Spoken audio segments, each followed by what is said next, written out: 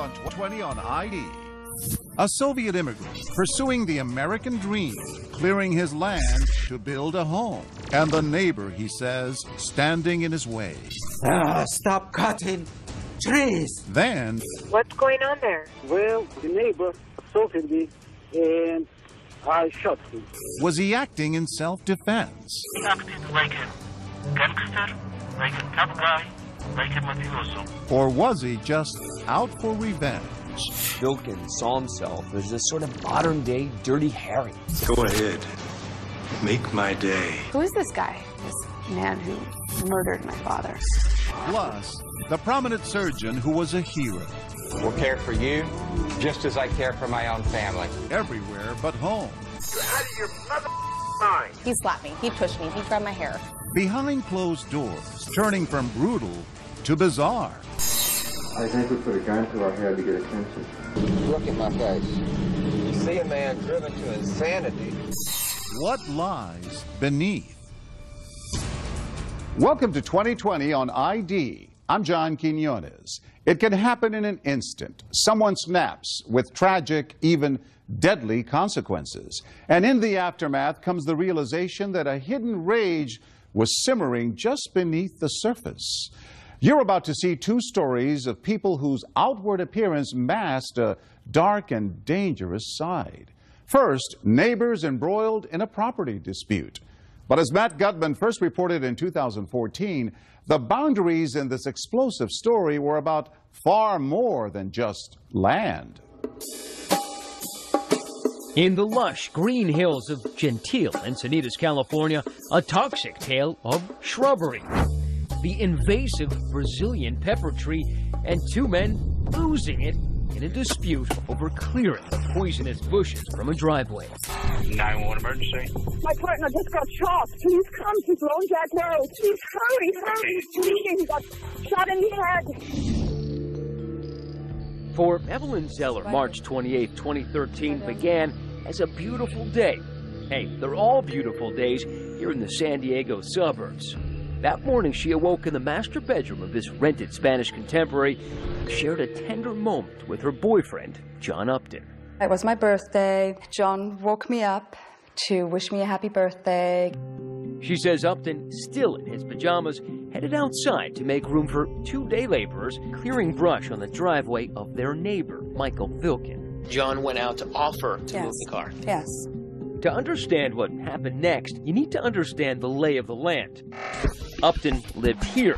Vilken owned the adjacent, undeveloped 2.6-acre lot, including this narrow strip, his future driveway. The problem was these Brazilian pepper trees along that strip had become a creeping menace, choking off access, and Vilken needed them gone. On this morning, Upton's Mercedes SUV is parked beside the trees on Vilken's land. He wanted to move the car to give them more space to trim the trees. Just a couple of minutes later, Evelyn gets up to follow him outside. I had set foot on the first step right there as I heard the shots.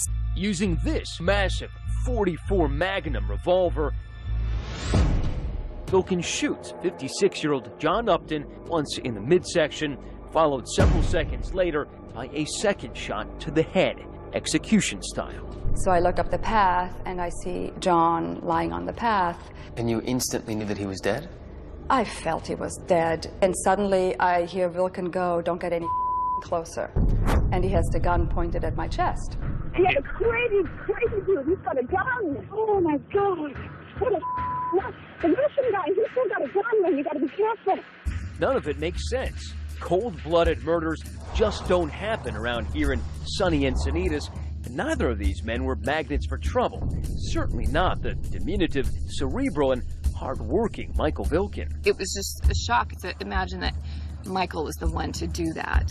The neighbors were aghast. Yeah, I talked to him all the time. He was friendly to us. He let us park on his lot. Tamara Vilken, Michael Vilken's wife and companion for the past 30 years, stands by her man.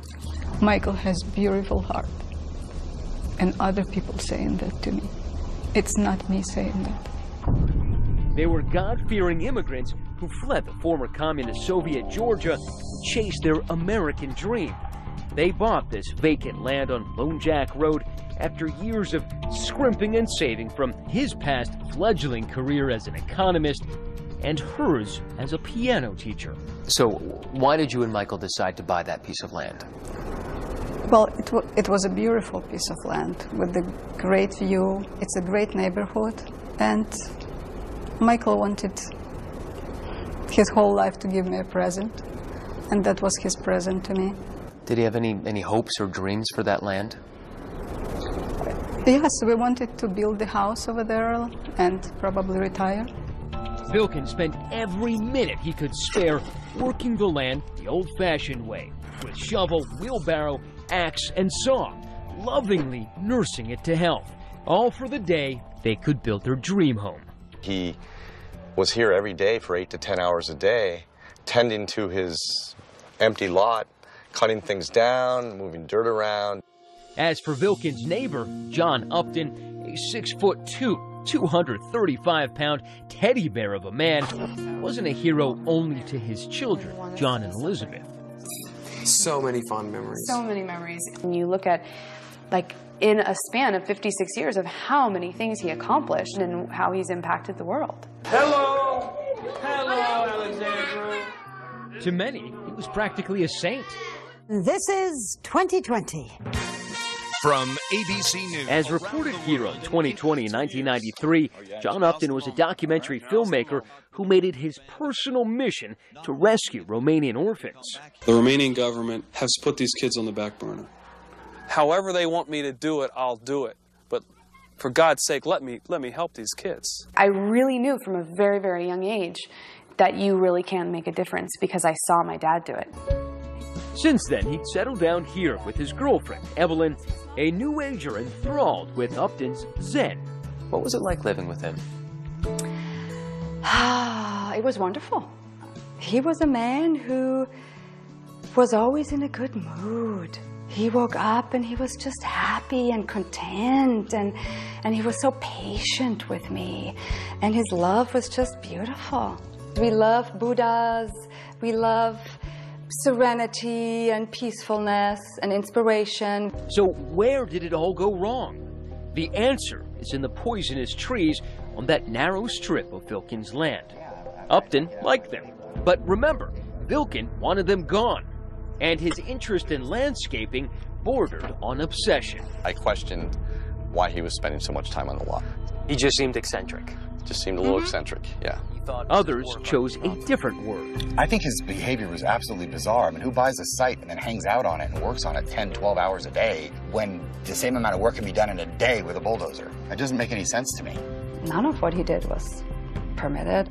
This was a landslide property. It wasn't safe for the neighbors. Despite those concerns, Evelyn says Upton never complained about his neighbor. He used to say many times, wow, I admire his work ethic. I've talked to my dad for I've talked to him every day. Forever. Did he ever mention Vilken? No, not. Never even I've never heard that name in my entire life. And yet, surely something happened to provoke that brutal homicide on the morning of March 28th. Something that would make the egghead immigrant lose it. Hurry up, hurry up! Hurry up, he's dead! I think he's dead! Hurry up, please! Before she called 911, before she even approached the crime scene, Evelyn Zeller noticed something odd about the shooter. When you came out, he first saw you. What did he do? He seemed to be on the phone. It's not often that the killer calls in the homicide he's just committed, but that's exactly what happened here. An emergency? I need a detective here. What's going on there? Well, the neighbor assaulted me, and I shot him. In theory, Vilken did the right thing. He shoots someone, he calls 911. And yet, there was something sort of cold and callous about the call. You shot him? Yes. Like with a gun? Yes. Where is the gun right now? I have my gun, and don't worry about it. When sheriff comes, it will be in the gun case. I'm a responsible person, don't worry about it. Within minutes, sheriff's deputies arrive to find Vilken still on the phone with the 911 operator. Hello. Put the phone down. He's arrested, but remains cool and so confident that the next day he agrees to talk with our San Diego affiliate, KGTV, expressing no remorse, but shockingly, he does express disappointment. The performance of the massive handgun he used to kill John Upton. This .44 Magnum, because he says it failed to drop him with one shot. Somehow, he made 2 steps, and I was in disbelief. I shot him in the head. Michael Vilken's mission to rid his driveway of Brazilian pepper trees had somehow opened the door to a dark place in his mind where he could justify taking a man's life. Who is this guy? This man who murdered my father in cold blood. For what? For good reason, says Vilken. I expect justice to be done. Because, as he's about to tell us, John Upton was no saint, but a menace who terrorized him like this. Stop cutting trees! What you're saying is that John Upton deserved to die. Stay with us.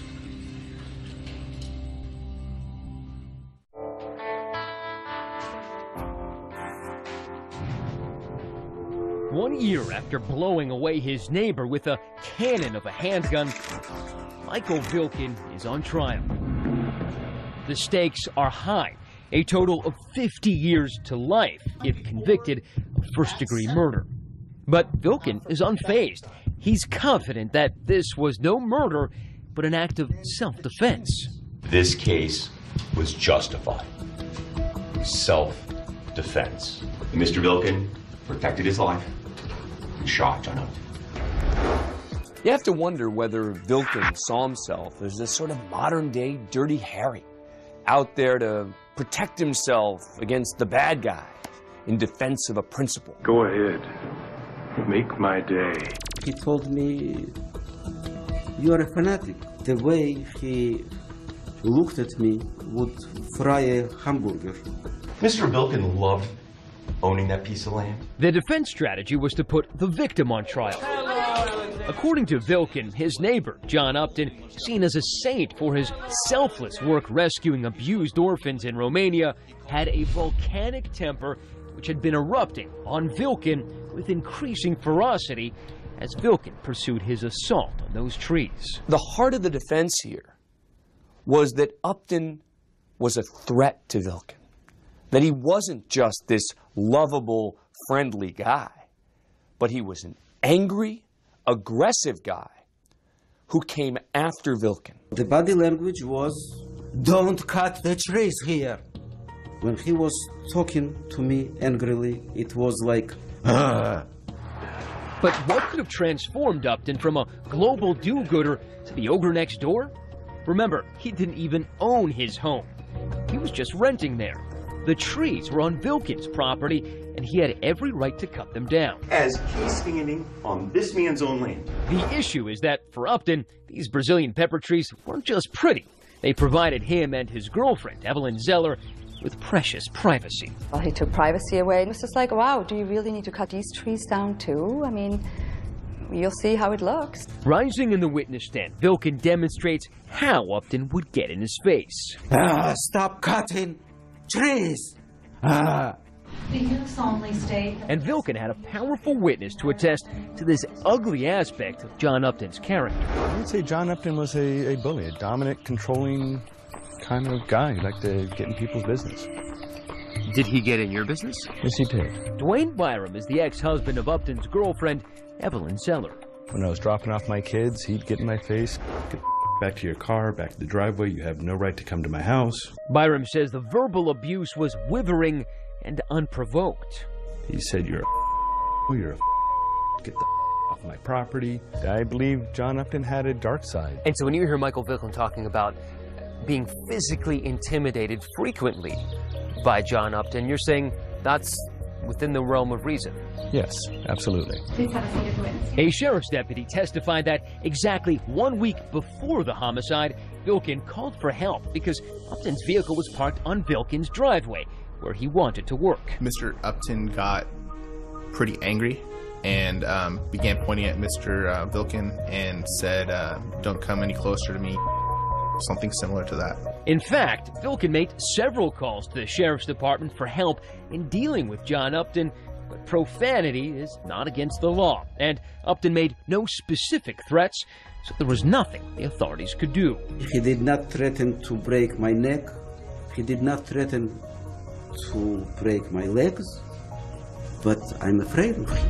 Afraid, but not deterred. Vilkin stood his ground, continuing to cut away at those trees while also purchasing that fateful .44 Magnum and warning the Uptons to steer clear. I nailed a sign. The sign said, "No parking on the 30-feet road." But was Vilkin secretly plotting something sinister?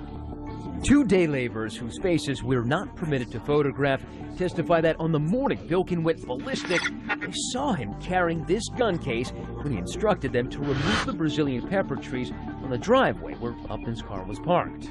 He told you to, if someone came out, don't worry about getting involved. He would take care of it, correct? Yes. Yes, that's right. He was told basically, don't get involved in anything. Mr. Vilkin indicated that if somebody comes out, he had a gun for them. Vilkin then retreats a little way up the driveway to a partially obscure vantage point along the fence. Now, someone might suggest that you were lying in wait. If I wanted to wait for him, I would not cut bushes. I would grow the bushes, and with a rifle, I would wait in the bushes. And sure enough, within minutes, Upton emerges from his home. And he told you he was going to move his car, correct? I see it. Yes, that's right. I was just afraid to go to work there. Okay. Afraid of? Of John Upton. I was just very concerned that he might do something very dangerous. I took the gun out of the gun case and stuck it in the waistband. Why did you do that? I was getting ready for eventual confrontation. The prosecution had already put on a parade of witnesses to show premeditation. Sheriff's deputies turned Vilkin's claim of self-defense against him, saying he contacted them 5 times with questions about his right to carry a gun and stand his ground on his land. He was asking when it was legally justified to carry a firearm on his property and when he was justified in using it. I do. Ironically, no witness may have been more damaging to the defense than Vilkin himself. Detached, showing zero empathy for his victim, he coolly recounts the morning of March 28th. John Upton came out of his house and bullied him for the last time. When he was about 10 feet away, I saw a pistol in his right hand. It was like 1 second, and I pulled out my revolver and shot him. But in fact, there was no pistol in Upton's hand, just a BlackBerry. As a practical matter, in a case where you're claiming self-defense, with these facts, Vilkin almost had to testify. And yet, he was a pretty terrible witness. He calls the police. Vilkin's attorney, Richard Burkon, argues it was self-defense. Remember, Vilkin did not run. He stayed and called 911 himself. He could have planned this in such a way that he could have been on a plane to Russia before anybody showed up. But he stood there and he stuck around because he believes and he knows he did what he had to do. As the trial winds down, tomorrow Vilkin's faith in her husband and God remain unshakable. And I think everything is in God's hands, right now, whatever he decides. She waits for justice in the sweltering heat of this lonely parking lot outside the jail. And he stood there before the angel. And as she reads the Bible, we visit with the man who thought he could skip that part about thou shalt not kill. Mr. Vilkin, hello. Hello. Are you hopeful? I'm always hopeful. But would the jury see a man just trying to stand his ground or a stone-cold killer? Has the jury reached verdicts? Yes, we have, Your Honor. Stay with us.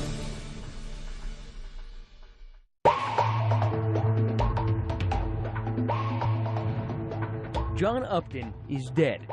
It has been 18 months since his family tearfully buried him. Michael Vilkin is alive, but the jury's about to make the fateful decision about the rest of his life. This isn't bang bang. He is taking his time. In his closing arguments, the prosecutor opens up on Vilkin, blasting holes in his story, saying his claim of self-defense is indefensible. That gun was overkill. Prosecutors clearly believe this wasn't a fight that culminated in someone getting shot. They believe this was an execution. Portraying not a frightened, diminutive immigrant, but quite possibly the first person in this jurisdiction to commit murder over landscaping. The neighbor assaulted me and I shot him. You shot him? Yes. Calm, collected, trying to assure the 911 operator that he is a responsible person. The defense scrambling. It sounds so stupid. We're talking about trimming trees. It's on this man's land. Defense attorney Richard Burkhan tries to assert that the Georgian emigre was simply engaged in that most American of activities, protecting his homestead. Draw upon your common sense. You've got a much larger person and a much smaller person that's going, don't work here anymore. And that's what Mr. Vilkin was enduring, threatening behavior. But it was his unsympathetic demeanor on the witness stand, often nonchalant, sometimes even laughing, that had more of an impact on jury foreman Brooke Haley. The fact that he was his own character witness and he didn't acquit himself well. I am ashamed to use this figure of speech, but he shot himself in the foot on the stand. Yeah. Finally, in June 2014, the verdict. We, the jury, in the above entitled cause, find the defendant, Michael Vilkin, guilty of the crime of murder in the first degree. First-degree murder. Those words cruelly ricocheting in Tamara Vilkin's head. When you were sitting there in court and you heard murder in the first degree, what went through your mind? I didn't believe it. I did not believe it. I still don't believe it. I'm going to appeal as far as I can go. It doesn't matter whatever it takes. I am going to fight. We meet outside the courthouse and jail complex. Inside, just a few yards down these grim, color-coded halls, behind that thick glass, we meet inmate Vilkin. Hello, Mr. Vilkin, how are you? Still emitting a glow of self-righteousness. What did you think that they were going to give you? What was the verdict that you expected? The worst case, manslaughter. Vilkin says when he bought that land, he felt like a citizen farmer, nurturing it until he was ready to build. Why was it so important to you? What were your dreams for that land? I wanted to clear the land from the wood and to build a house there. Those fuzzy dreams, he says, were soon uprooted by his fear, or was it enmity for that bear of a neighbor, John Upton? Did he ever raise a hand at you? No, he did not. But I was afraid of him, really afraid, because he was roaring at me, he was yelling at me. On the stand and in person, you don't seem like someone who was afraid. Understand? Well, you didn't show any emotion. You never showed that you seemed afraid. I'm not a Hollywood actor. But in Vilkin's mind, he embellished the neighbor feud into a Hollywood mobster movie, starring John Upton as the villain. He acted like a gangster, like a tough guy, like a mafioso. What you're saying is that John Upton deserved to die? No. I'm saying that I saw a mafioso and I was afraid of him. Mr. Vilkin, it sounds, no offense, but it sounds like you're detached from reality. This was a fight over shrubbery. This had nothing to do with mafia. No. He encroached on the road. So you expected to shoot him? I expected to act in self-defense. Regrets? Not even a few. If you spit in my face, I will not just turn around and leave. You don't turn the other cheek? No. No.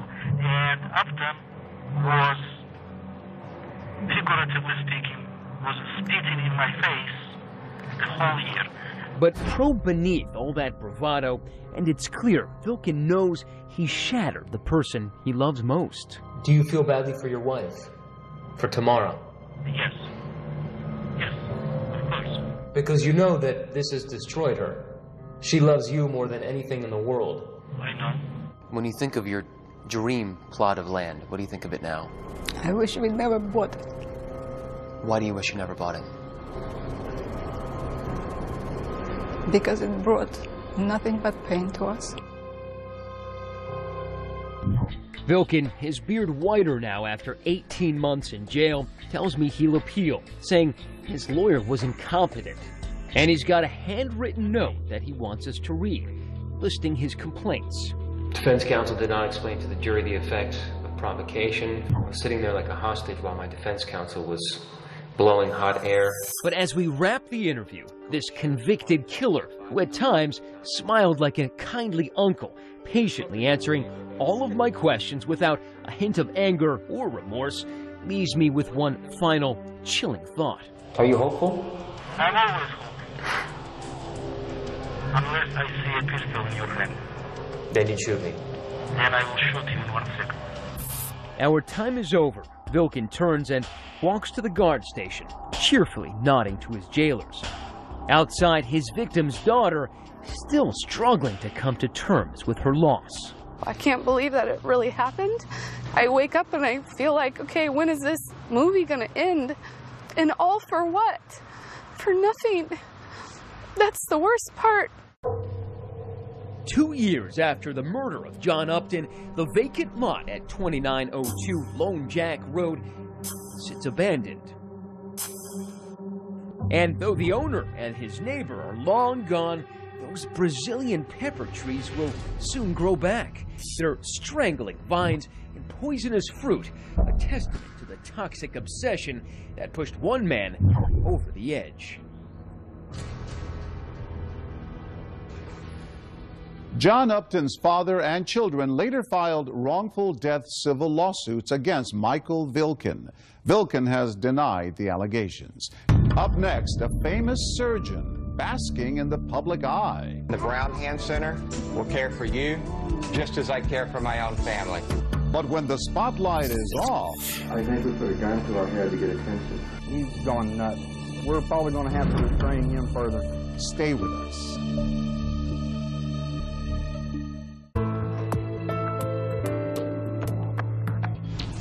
He was a famous doctor, respected for his skills and known for his family-friendly image. But as Elizabeth Vargas first reported in 2013, Dr. Michael Brown would become known for something else, something far more disturbing. Losing it at 30,000 feet isn't pretty. Like these twin sisters settling a family dispute in the aisles of coach class. Why if you would just play for beef, you would be fine! Or these dudes duking it out in the not-so-friendly skies. But when Houstonians heard the news that a local doctor had allegedly used his surgically trained hands to choke a flight attendant, you might have to excuse them if they thought, oh no, not again. You see, this isn't just any doctor. His name is Michael Brown. Guys, no pictures. It's ridiculous. And in recent years, he's had more appointments in courtrooms than operating rooms. I personally believe that he never sees himself as anything but a victim, and that he feels anyone that disagrees with him must be punished. And I think he's a very angry man. At one time, Michael Brown was one of America's leading hand surgeons, an innovator in a treatment for carpal tunnel syndrome with a taste for finer things. For the doctor, that meant a life of Texas excess and exes. He'd already been through 2 wives by the time he met 20-year-old Darlene in 1993. What was it about him that did captivate you? He was very sweet, just very attentive to me. Treated me like a princess in the beginning. Did he buy you gifts? Yeah, he absolutely spoiled me in the beginning. After 2 weeks, they were living together, married just about a year later, though it almost didn't happen except for Darlena's mother stepping in. When they decided to get married, and it was my fault, she decided on the wedding day, no, I don't get married. And I thought it was a jitters. To the outside world, Brown looked like a big-hearted healer. His TV commercials brought patients from around the nation to his Houston offices. He had fame. He had fortune. I personally train the doctors in the Brown procedure, and the Brown Hand Center will care for you just as I care for my own family. Daddy's baby girl. But Darlene says she soon found out how Brown treated his actual family.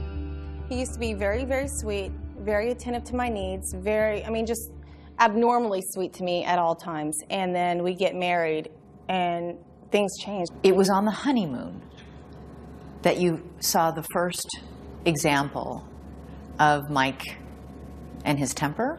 We fought the entire time. We went to Maui, which is supposed to be, and it is gorgeous. However, we fought every single day. Back home, Darlena says her husband's volcanic temper often erupted when she would go out clubbing with her girlfriends, suspecting she was cheating, especially when he drank. Add to that volatile mix the doctor's beloved gun collection.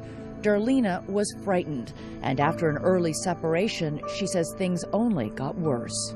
What happened when you moved back in? That's when the abuse started. He slapped me, he pushed me, he grabbed my hair, hit my head up against the wall. Why did you stay in that house? He mentally brainwashed me.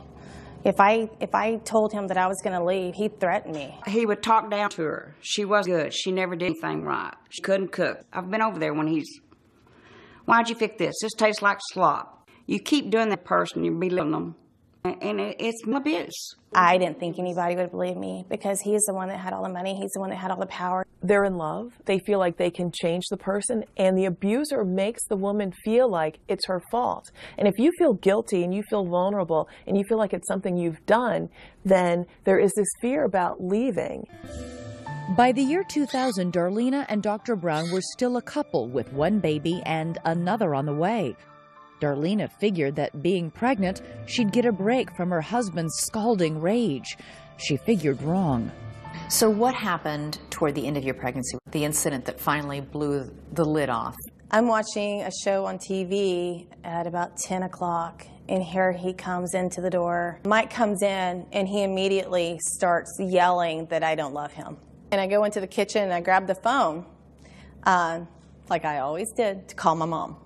And he grabs the phone from me and starts beating me over the head with the phone.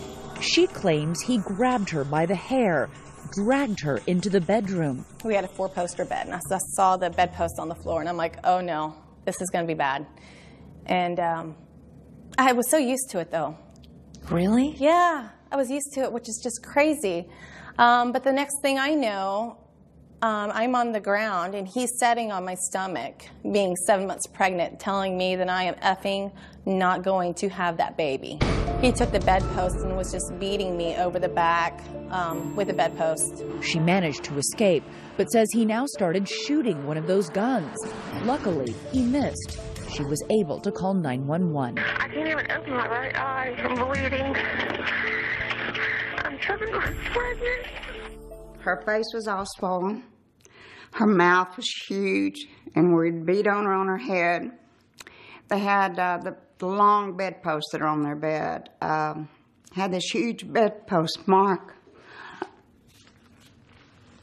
I'm sorry.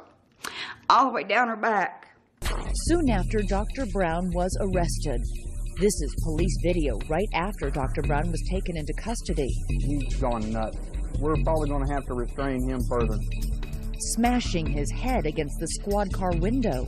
The very last abuse that he did on me, it made it totally public. It was in the news, and I was in the hospital for 3 days. And at that time, I felt that, you know what, everybody knows about it. This is my way out. Brown was charged with assault, and Darlena filed for divorce. As the separate proceedings worked their way through the courts, evidence turned up showing Dr. Brown's alleged behavior going from the belligerent to the bizarre. I think we put a gun to our head to get attention. Maybe a little bit, but we know it's futile. That's Dr. Brown recorded on his own video camera in 2001. Why is he holding a gun to his own head? He claimed he was simply working on a Hollywood script. People that do commit suicide, they don't do it to hurt people or because they want to do it or because they're cowards. They do it because they are being tortured during agony. And that's the only way to stop the pain. But Darlena doesn't buy it.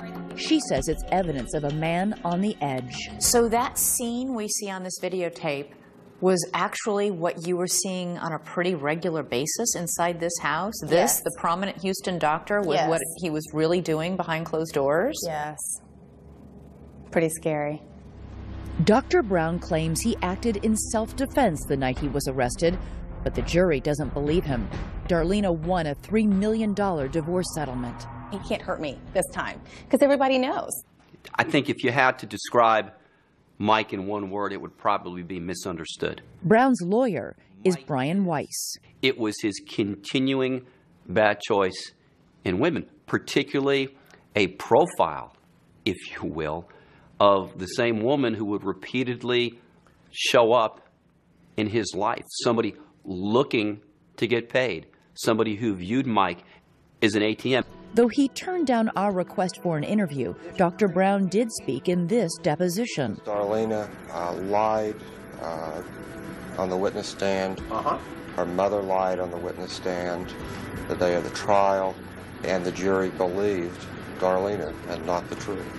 Ultimately, he pleaded no contest to aggravated assault charges in exchange for 10 years probation and set off to resume his life. But the doctor's inner demons would not be silenced. There would soon be a new wife, new accusations, more sensational headlines, and another judgment day in court. He went to rage and he grabbed her. He was a dangerous man, and I wanted him to be held accountable for what he did this time. Look at my face. You see a man driven to insanity.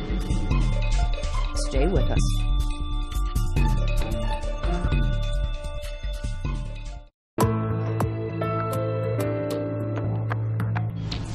Dr. Michael Brown's once charmed life has taken a hit. He pled no contest to assaulting his former wife, Darlena.